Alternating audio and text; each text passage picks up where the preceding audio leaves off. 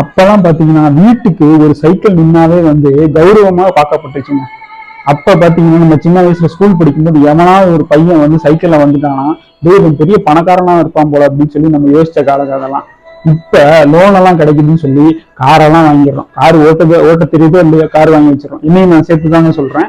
ஆனா அப்ப நமக்கு சைக்கிள் ஓட்ட தெரியாம நம்ம அப்பாட்ட போய் சைக்கிள் வேணும் அப்படின்னு சொல்லி கேட்டா, முதல்ல நீ போய் சைக்கிளை போய் கத்துக்க, அதுக்கப்புறம் வந்து சைக்கிள் வாங்கிக்கலாம் அப்படின்னு சொல்லி அனுப்பிச்சு விட்றாங்க.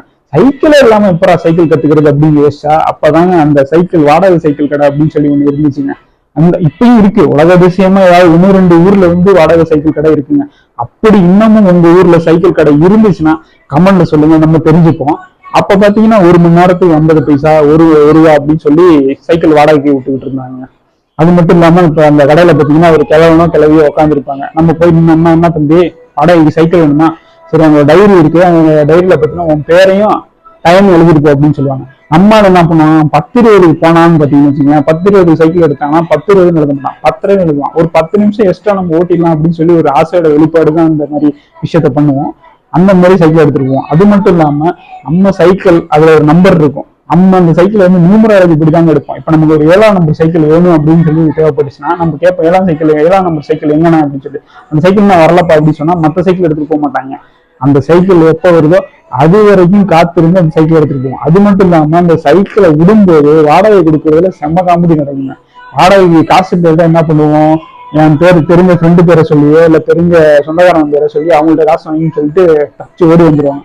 அது மட்டும் இல்லாம நம்ம வடிவேல் காமெடியில் வர மாதிரி சைக்கிளை எடுத்துட்டு 4-5 நாள் வந்து சைக்கிளை மறுபடியும் திருப்பி கொடுக்காம சுத்திக்கிட்டே இருப்போமா. எப்ப காசு கிடைக்குதோ அப்பதாங்க அந்த சைக்கிளை போய் மறுபடியும் ரிட்டர்ன் பண்ணுவோம் அந்த கடையில. ஸோ இந்த மாதிரி காமெடி எல்லாம் வந்து நடந்துட்டு இருந்துச்சுன்னா அந்த காலத்துல.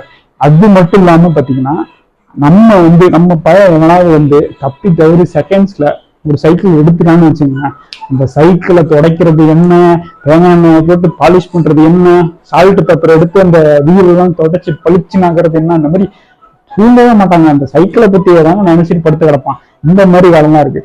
அந்த 80ஸ்ல பாத்தீங்கன்னா ராலு, ஹெர்குலஸ் இதுதாங்க வந்து ஹீரோஸ் மாதிரி.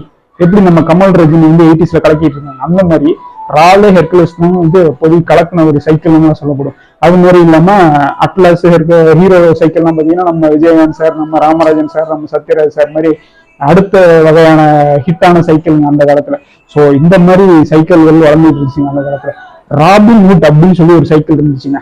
அதாவது பாத்தீங்கன்னா 80ஸ்ல ராபின் ஹுட்னு ஒரு சைக்கிள் இருந்துச்சு. அந்த சைக்கிள் பாத்தீங்கன்னா அந்த சைக்கிளோட ஹேண்ட் பார்ல இருந்து சீட்டு வரைக்கும் நீளமா ஒரு பார் இருக்கும். அந்த நீளமான பாரை பார்த்தாவே பயங்கர கம்பீரமா இருக்கும். அந்த சைக்கிள் வச்சிருக்கவங்க போய் நம்ம கேட்டோம்னு வச்சுக்கோங்க, செம்ம சீனா போடுவாங்க. அதாவது ஒரு 10 எழுத்து தான் மக்களை, 10 எழுத்து எழுத்துனாவே அந்த சைக்கிள் 1 கிலோமீட்டர் தாண்டிடும் அப்படின்னு சொல்லி சீனா போடுவாங்க. அது மட்டும் இல்லாம இந்த சைக்கிள் வெறும் பாண்டிச்சேரியில மட்டும்தான் இருக்கு அப்படின்னு சொல்லி நிறைய ஃபீலர் எல்லாம் விடுவாங்க. இந்த மாதிரி சைக்கிள் வந்து அந்த அளவுக்கு பிரம்மாண்டமா பார்க்கப்பட்டுச்சுங்க அந்த காலத்துல. இப்ப எப்படி வண்டியில ஹெல்மெட்டோ லைசன்ஸ் எல்லாம் வண்டி ஓட்டினா பிடிக்கிறாங்க போலீஸ், அதே மாதிரி அந்த காலத்துல பாத்தீங்கன்னா டைனமோ இல்லைன்னு வச்சுக்கோங்களேன், டைனமோல லைட் எரியும், அந்த டைனமோ இல்லாட்டி போலீஸ் பிடிப்பாங்க, போலீஸ் பிடிச்சி ஃபைனை போடுவாங்க நமக்கு. அதே மாதிரி சைக்கிளோட செயின் மட்டும் கலண்டா போதுங்க, பாவங்க அந்த சைக்கிள். அந்த சைக்கிளை திட்டுறதுக்கு நம்ம பயன்படுத்தாத வார்த்தைங்க, அந்த மாதிரி திட்டி தீர்ப்போமா. அப்படி திட்டினாலும் நம்ம அந்த சைக்கிளை மறுபடியும் அழுப்பு சளிப்போட மறுபடியும் அந்த சைக்கிளோட தாங்க நம்ம பயணித்து வருவோம். ஓவர் ஆயிலிங்னா ஒண்ணும் இல்லைங்க, சைக்கிளுக்கு பார்க்கப்பட்ட ஒரு மருத்துவம் தாங்க. அதாவது சைக்கிளோட பார்ட்ஸ் எல்லாத்தையும் அக்கு வேற ஆணி வேற பிரிச்சு எண்ணெயில ஊற போட்டு அந்த எண்ணெயில இருந்து எடுத்து நல்லா தேய்ச்சி மறுபடியும் ரீஅசெம்பிள் பண்ணி அந்த சைக்கிள் ஓட்டுவாங்க. இதுதாங்க ஓவர் ஆயிலிங். இந்த மாதிரி சைக்கிள் ரிப்பேர் பண்ண காலங்கள்லாம் அப்பங்க. அது மட்டும் இல்லாம இந்த சைக்கிள் வீல் 2 வீலுக்கு நடுவுல வளைய மாதிரி ஒண்ணு போட்டு அழகுபடுத்துவாங்க. அது மட்டும் இல்லாம சில பேர் என்ன பண்ணுவோம், ஸ்போக்ஸ் இருக்கு பாத்தீங்கன்னா, வீலோட ஸ்போக்ஸ்ல வந்து சின்ன சின்ன வளையமா போட்டு அதை போட்டு அழகுபடுத்துவாங்க. அதெல்லாம் ஒரு காலங்க. அந்த மாதிரி நம்ம சைக்கிளை வந்து பாதுகாத்த காலங்க அதெல்லாம். அது மட்டும் இல்லாம இப்பெல்லாம் கருவேப்பிலை கொத்தமல்லி வாங்குறதுக்கு நம்ம 2 வீலர் எடுத்துட்டு தாங்க ஓடுறோம். அப்பெல்லாம் பாத்தீங்கன்னா ஒரு ஊர்ல இருந்து இன்னொரு ஊருக்கு போறதுக்கு நம்ம சைக்கிள்ல தாங்க சிட்டா பறந்தோம். அதெல்லாம் ஒரு காலங்க. சைக்கிளோட மதிப்பு மரியாதையும் இந்த 2 வீலர் வந்ததுக்கு அப்புறம் குறைஞ்சிட்டே வருதுங்க. இப்ப பாத்தீங்கன்னா ஒரு வீட்டுல 2-3 வண்டி நிக்குதுங்க. அப்பெல்லாம் பாத்தீங்கன்னா நம்ம அப்பா வாங்கின முதல் சைக்கிள், நம்ம அப்பா வேலைக்கு போனதுக்கு அப்புறம் அந்த சைக்கிள் அப்படின்னு சொல்லி மியூசியம் மாதிரி அதை பத்திரப்படுத்தியே வச்சுக்கிட்டு இருந்தோம். இப்போ ஒரு 3 வண்டி வந்ததுக்கு அப்புறம் அந்த சைக்கிளை நிறுத்துறதுக்கு இடம் இல்லைன்னு சொல்லி அந்த சைக்கிளை வந்து காயலாங்கடைக்கு தூக்கி போட்டுறாங்க. அந்த மாதிரி விஷயம் தாங்க நடந்துகிட்டு இருக்கு.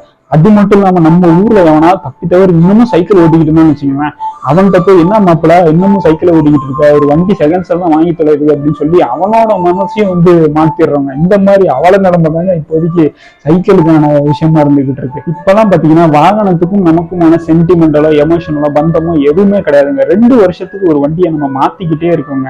கால சுழற்சியில் சைக்கிள் பாத்தீங்கன்னா சக்கரை விலையை குறைப்பதற்கும் தொப்பையை குறைப்பதற்கும் ஓட்டுறவங்களோட எண்ணிக்கை வந்து அதிகமாகிட்டே வருதுங்க.